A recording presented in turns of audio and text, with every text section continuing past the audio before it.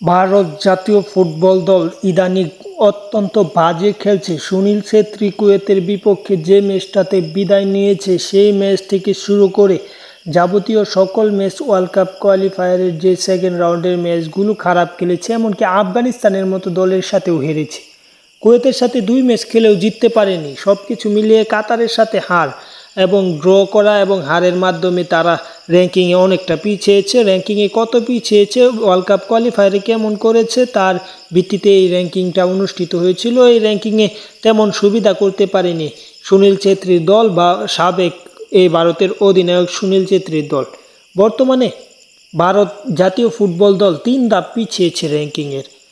আগের যে র্যাঙ্কিং ছিল সেটাতে 121 নম্বরে থাকলেও বর্তমানে পিছিয়ে 124 নম্বরে চলে গিয়েছে ভারত ফুটবল দল বা ইন্ডিয়ান ফুটবল। সব কিছু মিলিয়ে বাজে একটা অবস্থায় বলা যায়। ভারতের ওয়ার্ল্ড কাপ না খেলা কিংবা তৃতীয় রাউন্ডে না উঠা এশিয়া কাপ খেলা অত্যন্ত কষ্টের হয়ে যাবে ভারতের জন্য, এবং তার সুবাসে যদি এশিয়া কাপ খেলতেও পারে সেটা অসম্ভবের কিছু নেই। কিন্তু দুঃখের বিষয়, বর্তমানে র্যাঙ্কিংয়ে অনেকখানি পিছিয়েছে। এই পিছানোর কারণে র্যাঙ্কিংয়ে শক্তিশালী যে প্রতিপক্ষগুলো থাকবে এই এশিয়া কাপ বাছাই, সেই শক্তিশালী প্রতিপক্ষর সাথে পড়তে পারে খেলা। যাই হোক, চ্যানেলটি সাবস্ক্রাইব করে পাশে থাকুন।